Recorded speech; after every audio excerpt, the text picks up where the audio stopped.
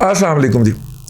बहुत दिलचस्प खबर है जी। गुज़िश्ता दिनों हमें एक दोस्त ने बताया कि जनाब अब बुज़दार साहब ने अपनी गवर्नेंस दिखाने का फ़ैसला किया और उस गवर्नेंस के तहत उन्होंने इंफॉर्मेशन मिनिस्ट्री किसी को नहीं देनी। चौहान साहब ने बड़े हाथ पांव मारे, खबरें छपवाई, इधर उधर भागे, लेकिन उन्हें स्पोक्समैन मुकर्रर किया गया, जिसके बाद नतीजा ये है कि वो कभी नजर नहीं आए। वो वजीर इत्तलात बनना चाहते थे। वजीर इत्तलात क्यों बनना चाहते थे? वजीर इत्तलात इसलिए बनना चाह रहे थे कि बकौल बुज़दार के कि ये वजीर दिफा इसलिए बनते हैं कि अपने आप को जिसे कहना चाहिए मैग्नीफाई कर सकें, अपनी कवरेज करवाते हैं। मेरी कवरेज कोई करवाता ही नहीं, ठीक है। तो लिहाजा उन्होंने वजारत इत्तलात ही अपने पास रख दी और एक ब्यूरोक्रेट के जरिए चलवा रहे हैं। और वो ब्यूरोक्रेट साहब बहुत करू आदमी, 2 नंबरी के माहिर है। तो लिहाजा इसके बावजूद कि वफाक ने जो है वो DGPR भी नहीं भेज दी है, खातून ही भेजी है, और सेक्रेटरी इंफॉर्मेशन भी नहीं भेज दी है, उनको पंजाब में चार्ज नहीं दिया जा रहा। मुबैना तौर पे इतला यही है कि वो यहाँ पे आके बैठी हुई हैं। तो ये साहब भी जो हैं ये भी उसी कैटेगरी के आदमी, ठीक है। उन्होंने शीशे में उतारा हुआ है बुज़दार साहब को, देखें मैं आपकी कैसी कवरेज करवाता हूँ।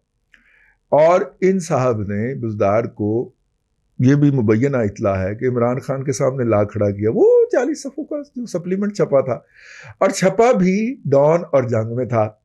और डॉन और वो जंग वो 2 वाहिद ग्रुप्स हैं जो कि हुकूमत के कहने सुनने में नहीं आते और मेरिट पे खबर लगाते हैं, जिसका हुकूमत को बहुत रंज है।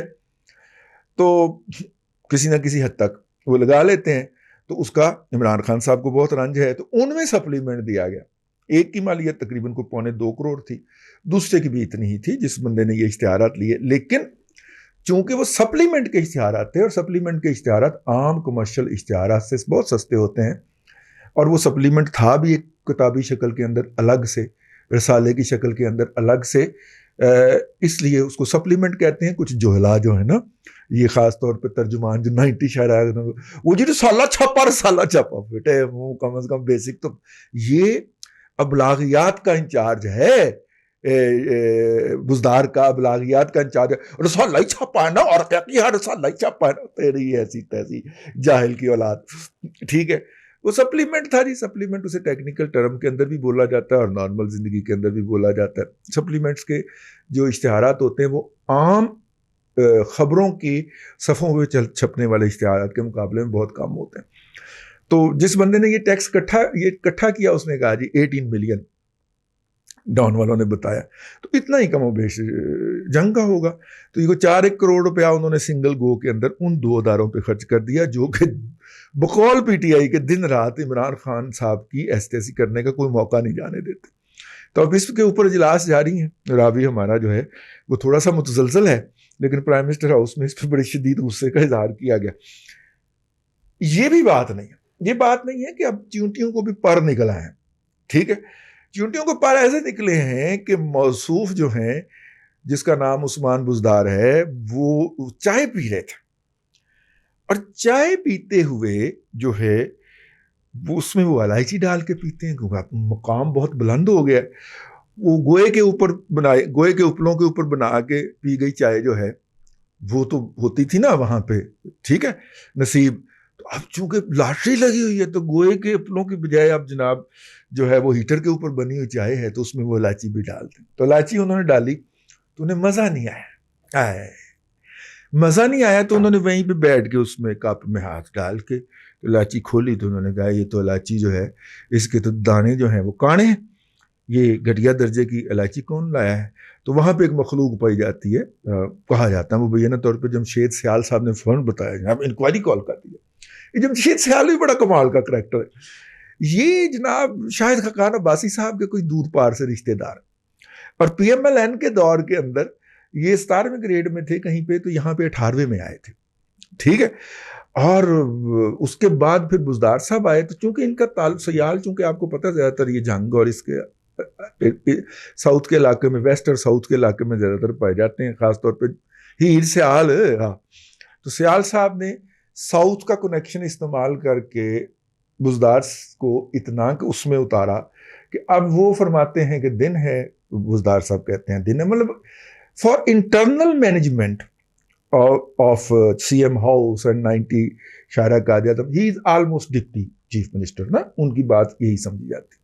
तो सयाल साहब ने इंक्वायरी लगा दी, और इंक्वायरी अभी कोई करेगी या नहीं करेगी, जो कि मुबैना तौर पे इसका इंचार्ज था उसे कहा तुम अपने दफ्तर में नहीं बैठोगे। तुम देखो कितना जाहिलाना, ठीक है, डफराना हरकत है कि एक अफसर है, वो एक सर्टन गस्टेड ग्रेड का, उसे ऑफिस मिला हुआ है, तो सजा के तौर पे जब तक ये इंक्वायरी मुकम्मल नहीं होती तो अपने दफ्तर में नहीं बैठेगा। अब वो अपने दफ्तर से बाहर कभी किसी के दफ्तर में बैठ रहा है, भाई उसके आर्डर तो चल रहे हैं ना अभी, और या फिर वो मतलब मेरा मतलब है कभी किसी के पास जाके बैठ रहा है, कभी किसी के पास जाके बैठ रहा है, तो चले बहरहाल ये चल रहा है।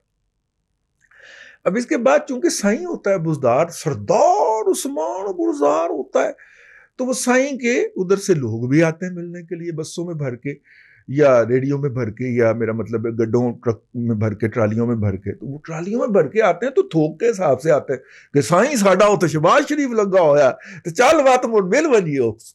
तो मिल वजने के लिए जब वो आते हैं तो वहां पे जनाब वो कुछ बहुत सी जगहों के ऊपर फर्शी बिस्तरे लगा दिए गए।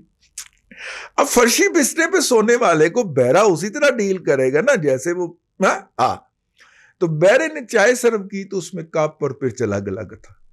तो ये तो जिल्ले इलाही की शान अकदस में गुस्ताखी हो गई कि उनके मेहमान को एक ऐसी, वो सुना पूरे के पूरे बहरों का सेट जो था वही उड़ा दिया, और 2 और लोगों से उनकी गाड़ियां छीन ली गई।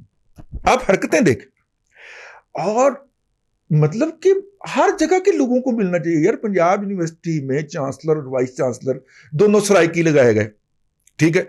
अब उनमें से जो पूर्व वाइस चांसलर साहब है हमारे बहुत अजीज दोस्त है, ठीक है, लेकिन उनको सरगोदा यूनिवर्सिटी का इजाफी चार्ज दे दिया गया जो कि इलीगल है, जो कि हो ही नहीं सकता यार। प्रो वाइस चांसलर जो है वो चांसलर का इजाफी चार्ज नहीं ले सकता, वो जब चांसलर लग जाएगा।